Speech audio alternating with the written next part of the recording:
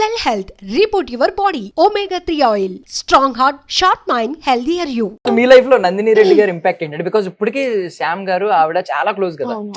మీ ఆవిడ ఎక్కడున్నా ఆవిడ ఇంపాక్ట్ కొంచెం ఉంటది. మీ లైఫ్ లో ఆవిడ ప్లే చేసిన రోల్ ఏంటి?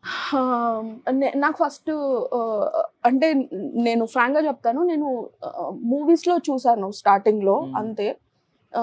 అందరూ అంతే బేసిక్లీ. నేను 6th క్లాస్ లో ఉన్నప్పుడు ఆవిడ లిటిల్ సోల్జర్స్ కి అసిస్టెంట్ డైరెక్టర్ గా చేశారు. దానిలో కూడా చూసాను నేను ఆవిడని. ఒక చిన్న క్యారెక్టర్ చేస్తారు, చూసాను. తర్వాత అబ్జర్వ్ చేస్తూ ఉన్నాను.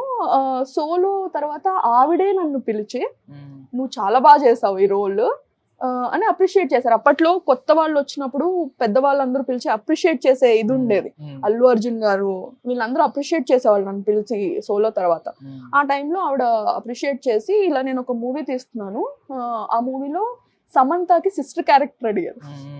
నేనేమో ఇంతున్నా, సమంత ఇంటుండేది. సమంతకి చెల్లి క్యారెక్టర్ నేను ఎలా చేస్తానంటే ఉండకూడదా హీరోయిన్ కి లావుగా ఉండే చెల్లెళ్ళు, పోకిరిలో తమ్ముడు ఇంత లేడా, నువ్వు చేస్తే తప్పేంటి, నువ్వు చెయ్యాలన్నారు. ఓకే అనుకున్నా. జబర్దస్త్ అని ఒక ఫిల్మ్ వచ్చింది సిద్ధార్థ్ సమంత, దానిలో సమంతకి చెల్లి క్యారెక్టర్ చేశారు. ఇంకా దాంతో ఆవిడ మంచి ఇదైపోయారు. ఆవిడ దగ్గర నేను చాలా నేర్చుకున్నాను.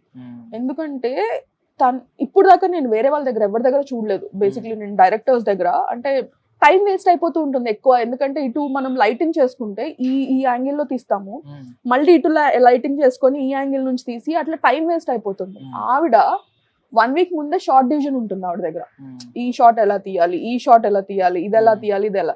అది డైరెక్షన్ డిపార్ట్మెంట్ అందరి దగ్గర 1 week ముందే ఉంటుంది ఆ పేపర్. సో మా అందరికి ఈ రోజు షూటింగ్ అంటే ఈ రోజు మనం పొద్దుటి నుంచి రాత్రి వరకు ఏం తీస్తున్నాం, ఏ షార్ట్స్ తీస్తున్నాం, ఏం కాస్ట్యూమ్స్ వాడుతున్నాం, ఏ యాంగిల్స్ తీస్తున్నామో సహా అందరికి తెలిసిపోయి ఉంటుంది డైరెక్షన్. సో అది ఈజీ అయిపోయేది. ఇటు తీస్తున్నారంటే, ఇటు కెమెరా పెట్టారంటే, లైటింగ్ ఇటు చేసుకున్నారంటే, ఈ యాంగిల్ తీస్తున్నారంటే ఇలా జరిపి ఈ యాంగిల్ మొత్తం తీసేవాళ్ళు. అంటే షార్ట్ డివిజన్ ఉంది కాబట్టి మళ్ళీ ఇటు ఆపోజిట్ కి వచ్చి ఇటువైపు అన్ని తీసేవాళ్ళు.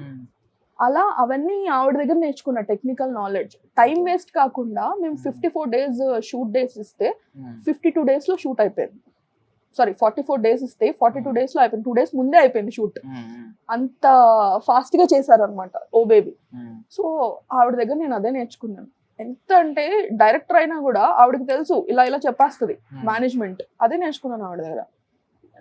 ఏదైనా కాస్ట్యూమ్ దొరకలేదంటే నువ్వు అక్కడికి వెళ్ళు, అక్కడ ఈ కాస్ట్యూమ్ దొరుకుతుంది, నువ్వు అటు వెళ్ళి కొనుక్కురా అంటది. అలానే ఆర్ట్ డిపార్ట్మెంట్ ఏదైనా చెప్తే అక్కడికి వెళ్ళు, నీకు అది దొరుకుతుంది అని చెప్పేస్తుంది ఆవిడ. సో వెరీ క్విక్ అనమాట. వెరీ నాలెడ్జ్, అంటే ఈ టెక్నికల్ నాలెడ్జ్ ఇవన్నీ అది నేను కూడా నేర్చుకుంటున్నా. సో ఇప్పుడు మిస్ అవుతున్న వర్డ్స్ ఏంటంటే ఇంతకుముందు ఫ్రెష్ గా ఉండేది ఏదైనా ఒక స్టోరీ అని మాట్లాడుకునేవారు. ఇప్పుడు స్టోరీ బదులు రొటీన్ స్టోరీ అంటున్నారు. నార్మల్ స్టోరీ బదులు రొటీన్ స్టోరీ అని వింటున్నారు. మీకు ఏమనిపిస్తుంది అంటే కొత్తగా కథలు పుట్టడం కష్టమా జనరేషన్? బికాస్ మీరు రైటింగ్ ప్రాసెస్ లో ఉన్నారు కదా, కంప్లీట్ గా రైటింగ్ టేబుల్ మీద బాగా వర్క్ చేస్తున్నారు. మీ ఆయన గారి సహకారం ఉంది. అది ఆయన క్రెడిట్స్ ఎప్పటికప్పుడు రైటింగ్ టాపిక్ వచ్చినప్పుడు మీరు ఆయన మధ్యలో ఉన్నారు కాబట్టి ఆయన క్రెడిట్స్ కొట్టేద్దామని చూస్తున్నారు. ఆయన చెప్పిన డైలాగ్స్ చాలా ఉంటాయి మీ సినిమాలో. అది ఓన్లీ కామెడీ వైపే. చాలా కామెడీయే కదండి, ఎంటర్టైన్మెంట్ కావాల్సింది. Yeah okay.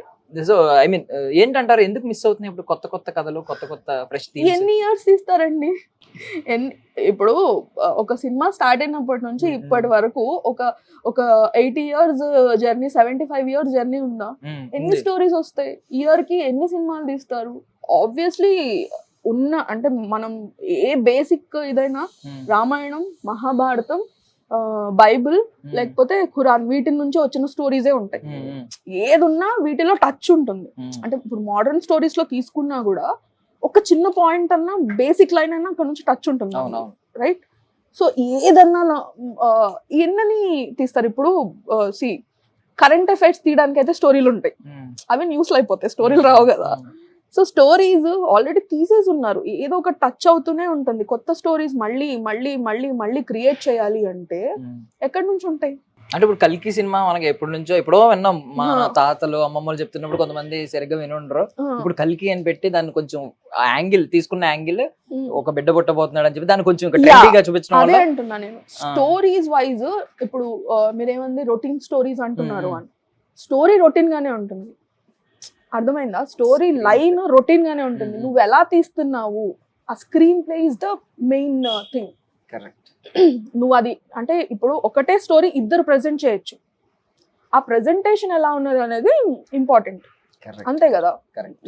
నీ ఒపీనియన్ లో నువ్వు నాతో ఆ టాపిక్ ఎలా మాట్లాడుతున్నావు, లేకపోతే ఆయన ఒపీనియన్ లో ఆయన నాతో ఎలా మాట్లాడుతున్నాడు, రెండు ఒపీనియన్స్ అవి, అది చూపించగలగాలి. అప్పుడు నువ్వు గ్రేట్ డైరెక్టర్. ఇప్పుడు రాజమౌళి గారు చేసిన స్టోరీ, ఐ మీన్ బాహుబలి తీసుకుందాం, బాహుబలి వేరే డైరెక్టర్ తీస్తే వేరేలా ఉంటుంది, రాజమౌళి గారు తీస్తే బాహుబలిలా ఉంది, ఆబ్వియస్లీ.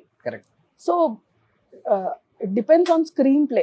లైక్ ఇప్పుడు రెస్టారెంట్ లో అన్నమాట, ఇవన్నీ మనం వెజిటబుల్స్ ఫ్రూట్స్ ఇవన్నీ మనం డైలీ తినేవి, అన్నిటిని కట్ చేసి ఒక సెపరేట్ దాంట్లో పెట్టి బౌల్ కూడా మనకు తెలిసిందే డీటాక్స్ బౌల్ అని పేరు పెట్టారు. ఇది చికెన్ కి ఏదో రకరకాల పేరు పెట్టి అంతే ద ప్రెజెంటేషన్ మనం ఎలా క్యాటర్ చేస్తున్నాం ఆడియన్స్ కి కొత్తగా.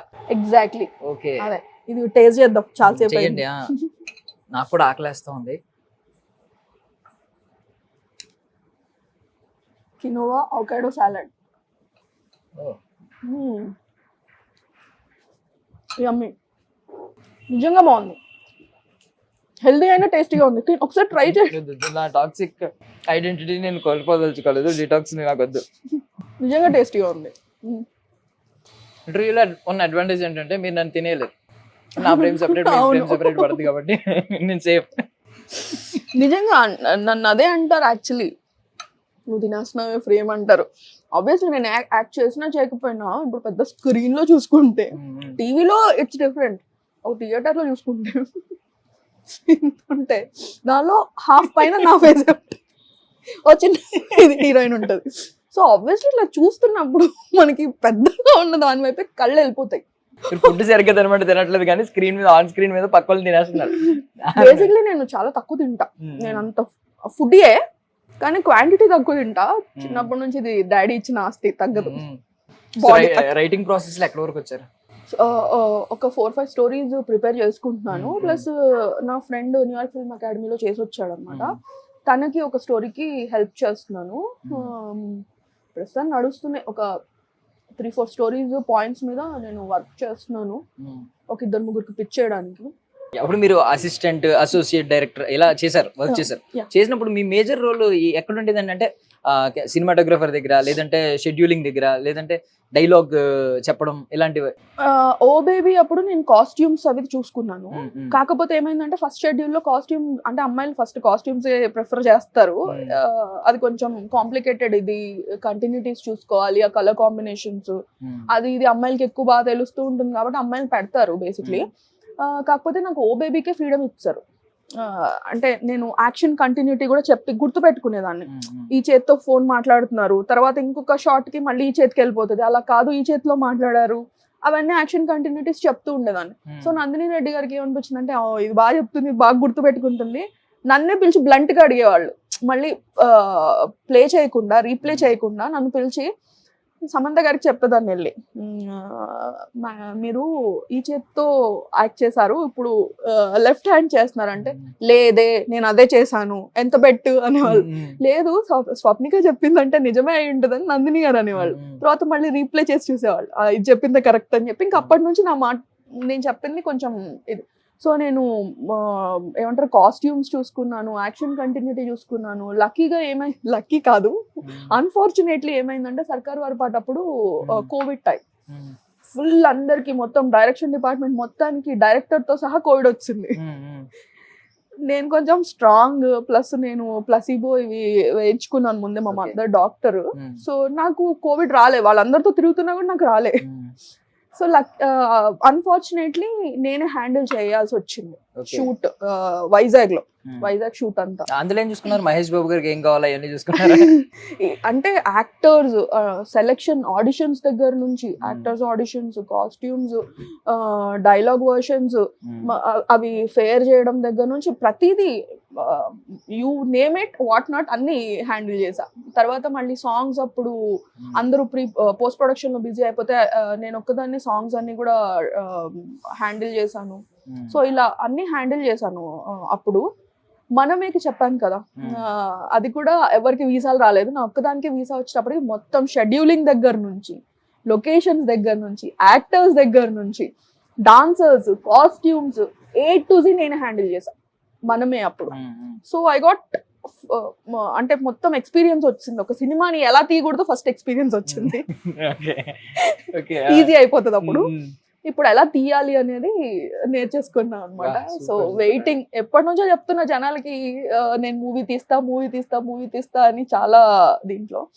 ఇంతవరకు టైం రాలేదు. యాక్చువల్లీ నేచర్ ఐ మీన్ మీకు సపోర్ట్ చేస్తున్నాం బాగా. అంటే కోవిడ్ వచ్చి అందరూ లైఫ్ లెసన్స్ నేర్చుకుంటే మీరు సినిమా క్లాస్ ఎక్స్పీరియన్స్ బాగా నేర్చుకున్నారు. ఎగ్జాక్ట్లీ నేర్చుకున్నా. చూడాలి మరి ఇప్పుడు. I'm just waiting. Visa cancellation అందరికి ఆగిపోవడం వెనక మీ హస్తం ఏమైనా ఉందా? నా హస్తం నేనే 1 వీక్ మరి మీరే కదా ఎక్కువ మొత్తం అంత దగ్గర చూసుకునే అవకాశం వచ్చింది. లేదు యాక్చువల్ గా ఏమైందంటే మనమే అప్పుడు 1 వీక్ ముందే జాయిన్ అయ్యాను. నేను జాయిన్ అయిన 10 days కి, ఐ మీన్ 10 days ముందు జాయిన్ అయ్యాను. నేను జాయిన్ అయిన 10 days కి అప్పుడే జాయిన్ అయ్యాను. వీసాస్ అప్లై చేశారు, వాళ్ళకి ఆల్రెడీ రాలేదు. నాది అప్లై చేశారు, నాకు వచ్చింది, నేను వెళ్ళిపోవడం. మీరు అడుగు పెడుతున్నప్పుడు ఏదో ఒక ఇంపాక్ట్ఫుల్ అయితే ఉంటది. ఎందుకంటే ఇప్పుడు ఇందాక వర్షం పడింది, అక్కడ ఏం పాపం అందరికి వీసాలు ఆగిపోయినాయి. ఇలా చెప్తే పాజిటివ్ గా చెప్పట్లేదు నేను. కాకుండా ఇంటర్వ్యూ